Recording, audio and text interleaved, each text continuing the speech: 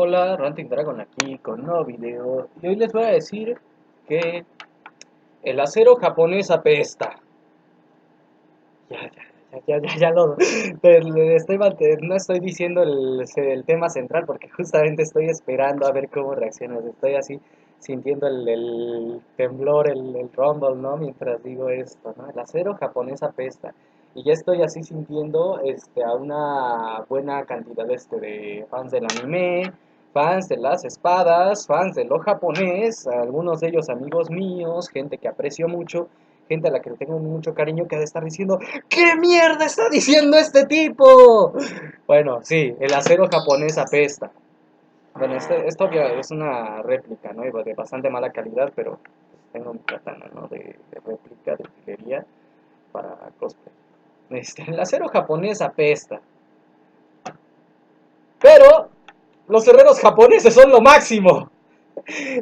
El acero japonés, o sea, más bien las espadas japonesas, si hablamos de espadas japonesas, la calidad varía mucho. Y una espada de Masamune es una de las espadas que, o sea, las técnicas de Masamune, porque todavía hay aprendices de Masamune que forjan, las técnicas de Masamune hacen espadas simplemente tan fabulosas que están al nivel de las mejores espadas de Europa. E incluso algunos dirían que superiores. O sea, las espadas de Masamune son simplemente inigualables en muchos sentidos. Los herreros japoneses hacían espadas muy, muy grandiosas. O sea, realmente hay quienes dicen, no, que las katanas son mejores que las espadas orientales, que las espadas occidentales. No, que las espadas occidentales son mejores que las katanas. No, estaban a la par, estaban muy cercanos, muy a la par. Lo que sí, y esta es una realidad algo dura, es por la técnica. Porque los herreros japoneses eran simplemente fabulosos. Y la razón es la siguiente.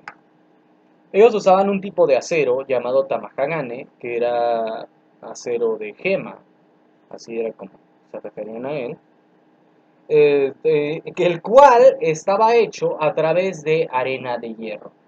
El hierro es un material un tanto escaso en Japón. Así en Japón no tiene, o sea, sí, escaso en comparación en otros territorios, ¿no? O sea, sí tenían suficiente hierro para trabajarlo y justamente forjar espadas, pero incluso llegaba a ocurrir que a veces tenían que reforjar un arma, o sea, que a veces un arma era reutilizar el hierro de otra. Lo que ocurre es que de por sí el acero es difícil de trabajar, incluso se puede decir que el mejor acero de la historia de la humanidad se empezó a manifestar, que fue el acero a través de forjas más complejas, acero con alto contenido de carbono, se empezó a manifestar a través de la revolución industrial, o sea, durante todo lo que es lo que llaman la edad, justamente la edad de hierro, la edad de bronce, no tenían mucho acero, casi todo el acero que tenían lo obtenían, por ejemplo, a través de meteoritos que caían con aleaciones de acero, literalmente. Y entonces forjar acero era visto como algo sobrenatural. Muchas de las espadas descritas como mágicas estaban hechas de acero en la edad de bronce. En China, Japón, Corea tenían mucha dificultad para conseguir buen acero. China ya después ya no, pero Japón y Corea todavía batallaban. Y Japón, siendo una isla, tenía mucha dificultad para conseguir buen acero. Pero tenían algunos de los mejores herreros que ha visto la humanidad, de nuevo Masamune. Lo que hacían fue que desarrollaron un método, porque el acero requiere de mucha temperatura para trabajarse correctamente, justamente el acero alto en carbono requiere de mucha temperatura o de una técnica muy particular, que es justamente lo que ellos usaban. Para empezar, el Tamahagane está dividido en categorías, no me acuerdo ahorita los nombres, pero eran como dos, tres categorías, cuatro, no me acuerdo, pero eran varias categorías que era básicamente el nivel de finura del hierro que usaban, porque como dijeron, usaban bolas de polvo de arena de hierro, o sea, eran eh, pilas de hierro con diferentes, o sea, eran básicamente minerales de hierro con diferentes impurezas, y es que es justamente lo que hace que el acero japonés fuera malo, entre comillas, se puede decir, eran las impurezas. Tres, si mal no recuerdo, eran los tipos tres o cuatro. No me acuerdo.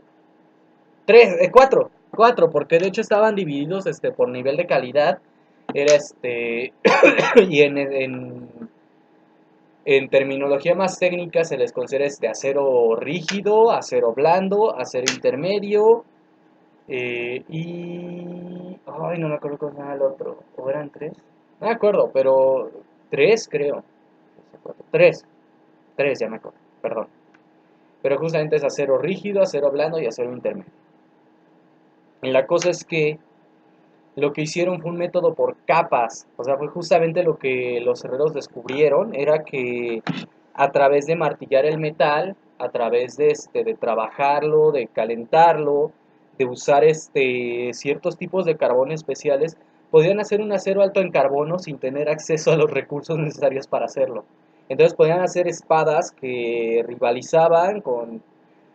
Esto es, como ya dije, esto es una baratija, porque si no, no deberían ni de estarlo tocando así. O sea, nunca deberías de tocar una hoja con tan poco cuidado. Este, o sea, a través del uso de capas, lograron compensar las fallas y hacer acero que rivalizaba con el acero occidental, con el acero europeo, en particular con el acero de Damasco, que es una técnica que se considera perdida actualmente, aunque se han hecho como réplicas teóricas de cómo se podía hacer. Pero la cosa es que a pesar de no tener los recursos para hacer muy buen acero, encontraron la forma de sacarle el mejor provecho posible al mal acero que tenían y hacer muy buenas espadas con un acero con muchos problemas de impurezas. Y justamente una de las técnicas era, e incluso se puede decir que había diferentes técnicas, la técnica de Masamune era hacer, creo que eran 7 capas.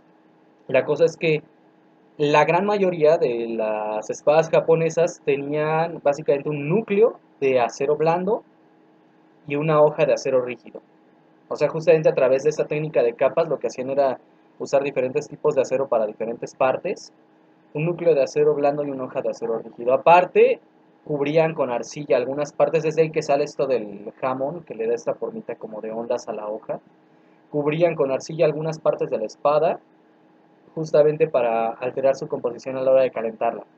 Y la hoja quedaba así. Si mal no recuerdo es la parte de la que no le toca la arcilla. O era no me acuerdo bien, la verdad mi memoria falla.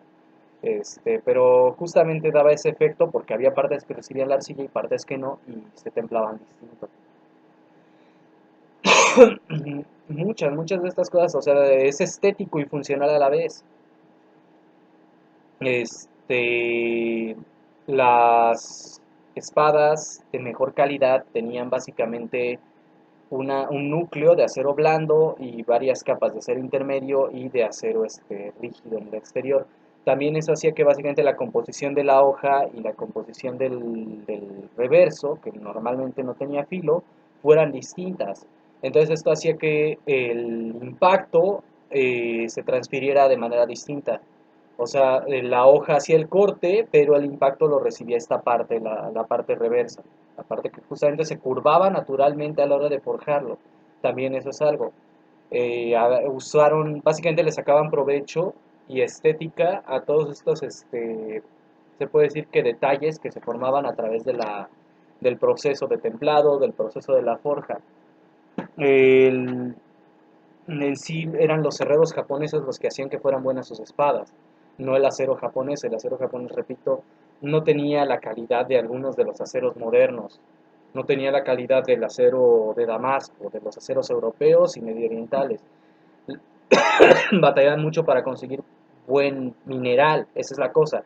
Los minerales que extraían eran pésimos, tenían muchas impurezas, entonces ellos tenían que trabajar con esos minerales y hacer que supieran de calidad y hacer de un acero malo un acero bueno. Y eso era técnica. Y eso es lo que hizo geniales a los herreros japoneses. Y es lo que hace en muchos sentidos geniales a los japoneses. No siempre tienen los mejores recursos, no siempre están en la mejor situación. Literalmente les pegaron 2 bombas atómicas.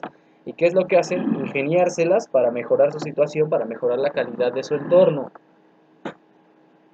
Y eso es lo que hace que otros países que tienen más recursos les vaya peor, que simplemente no pueden trabajarlos. Por ejemplo, África.